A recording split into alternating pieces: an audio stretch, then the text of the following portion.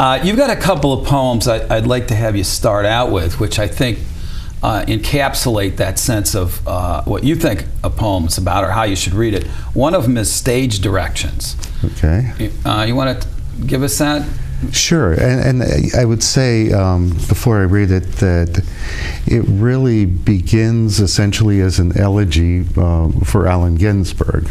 And although I think there are a lot of other elements that have crept into it, but it was a response to not only Ginsberg's death, but also the manner in which he died, and chronicled his death. And he wrote beautifully about his illness in the last stages of his life.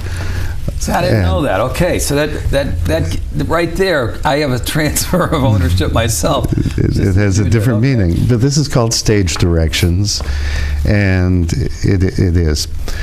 Read these poems aloud, only aloud, on days you tire of ranting in Brighton Beach beneath the L and in all-night eateries.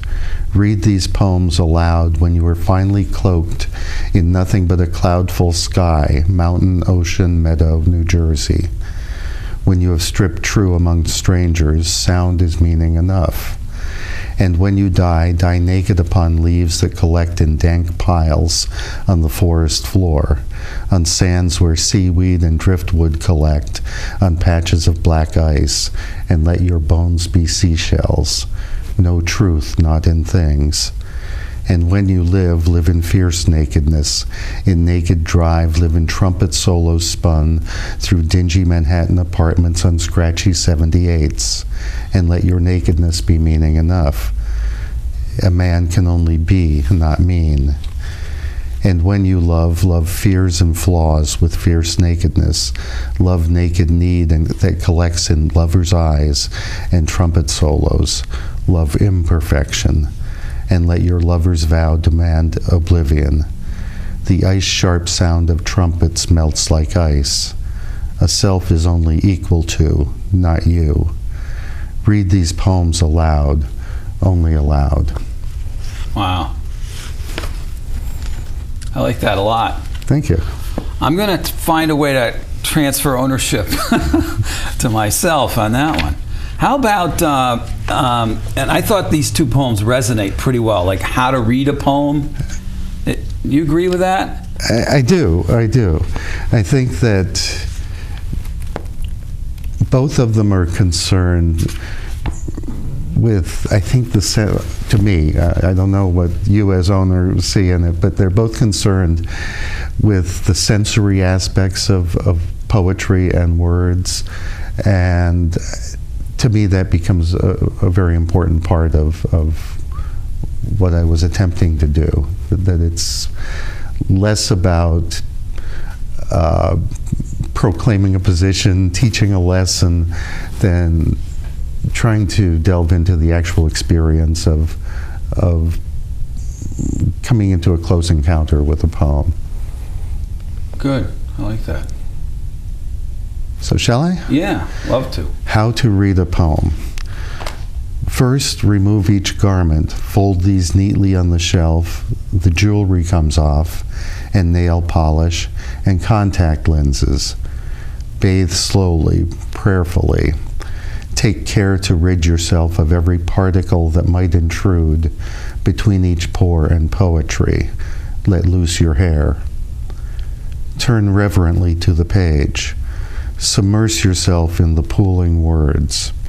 Head under, feet lifted, floating. Toes and fingers splayed, eyes and lips not fully open, not fully closed. Sink 3 times in the lines. Rise and sing 3 blessings. It's very sensuous. Which, when I read it silently to myself, I didn't get as much of. I saw that it was sensuous, but I didn't hear it. So this is the sort of the instruction from the last poem, right? I think there's a relationship there, sure. Yeah, that's cool. How did you come to it seems to me that the poet is at work although I don't think the culture sees the poet as somebody who's actually doing work, in quotes.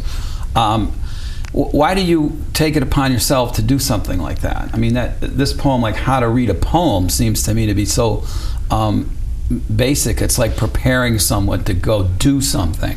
Like reading a poem is more than just a casual little thing like reading an ad in a newspaper for something that you're going to flip away from, right? I mean, you have to open yourself up. That's the naked part. Mm-hmm. I think I don't take it literally that we should all get undressed literally, but I mean, I guess it could work on that level too, right? Well, I suppose, but that's not really the intent. Yeah, yeah. Well, you don't seem to be that kind of guy. From whatever, that kind of poet. Actually, if I can say something about How to Read a Poem, the basic conceit is really stolen from the Jewish mikveh, the ritual bath, and these would be somewhat the instructions given on how to use a mikveh. And I think that, to me, the idea of words as a source of purification, of renewal, was really what drove that I thought there might be a resonance there. See, that's the stuff that you need to know somehow. Like, I didn't know that. And the poem means a lot more to me because you told me that. And the thing with a poem is sometimes it works based on what you take to it yourself, right? I think so, yes. Yeah. Let's try some more poems. I picked out Small Round Words. Is that... Which I think sort of lives up to what we're talking about. It's a particular time and place. That's an interesting choice for me, too, because it actually gives me a chance to say something about my process, or my occasional process in writing, and that is, it is in fact a poem written, begun in a hospice room of a friend of several decades, who died about 9 years ago. But in creating it, what I found happened, and it happens with some frequency, not always, but with some frequency to me, that lines and images or phrases that have been attempted in some poems that just don't work find new life and find, I think, their proper home in a piece unexpectedly. And this is one of those. This begins with a line that I had used and failed with years previously, and I think it finally arrived at the place it was meant to be. This is Small Round Words, and it was dedicated to my friend Donna George. We have talked this through on frantic city streets when we were young. After all these years, we are still at a loss to learn the September sky. We go right on failing to memorize the colors the leaves will turn in autumn, or the reasons science soon might confirm your soul.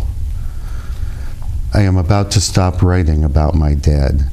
The poems are piling up in plain pine boxes. They're lining unmarked graves and fluttering like ash above the red brick chimney of the Woodlawn crematorium. Always I am leaving small round words like stones upon the crypt. In the moments before our deaths, we have heard them say, we might gather strength to make one last demand that won't be met. By then, unmet demands may come as no surprise. After all these years, we haven't learned to map the September sky.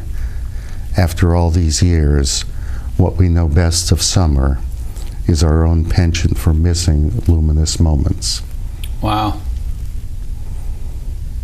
Well, that's a stunner right there. Well, thanks. Yeah, I was thinking I have to confess, I'm always a little insecure about that line that says, "By then unmet demands may come as no surprise," because I always sort of, in my head, I hear Groucho Marx saying that. Yeah, you're wondering if this is going to turn into a spoof like Marx would do. As a listener, what I caught was the flow, the extension. It almost seemed, as you sort of listed things in the second stanza, I'm about to stop writing poems about my dead. The poems are piling up in pine boxes. They're lining unmarked graves, fluttering like ash above the red brick chimney of the Woodlawn crematorium. Always I am leaving small round words like stones upon the crypt. It's like there's this flow of the dead just marching on and falling like ashes, and then we come back to life, and what are you doing? Bah, bah, bah. There's a discovery there about the music if you don't look at the meaning. Like, how does that work? How do you get the long words to flow into the short words? I think I play by ear. Yeah. Let's try another one. I know our director, Chris Iorio, is very hot on this poem. He wants to know who won this game. What is that, the stadium? Now, let me reintroduce you here. We're listening to some poems by Kenneth Salzmann, and I hope you're enjoying it as much as I am.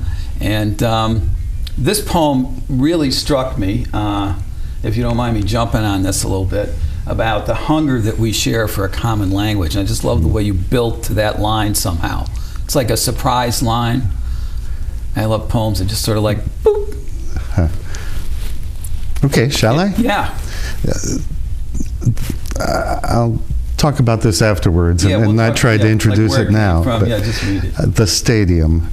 This is no game, remember, because the elevated rumbles still through the kitchen smells of each wave of ever dark-eyed strangers, ever cooking up strange dishes strangely spiced, and all the while slipping strange words into the spiced atmosphere, hovering over 161st Street, to rise above the train's insistent jazz, to swell into an unequivocal roar that will be joined by ghosts, as surely as forgotten ancestors will never let us go. America is dark-eyed too, against all its wishes, and speaks in tongues, and can't subdue its hunger for a common language.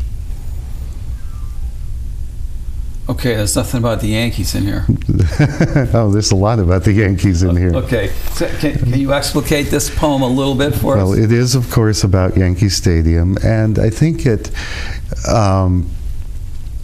for me, the essential touchstone in this really is, and this is prior to the new stadium, and it hasn't completely changed, but at the former stadium, one of the things that always fascinated me, besides the game, besides the team, was the environment. It's just a fabulous immersion in a variety of cultures, in the bustle of the city, in the flow of history in the city, to me, in part because the Yankees are a part of my history and my father's history. He was from the Bronx.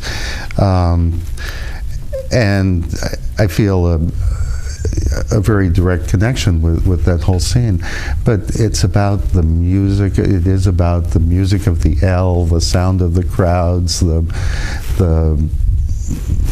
activity and the smells in the air and the whole thing. So that really is what led me to write this, to try to capture some of that.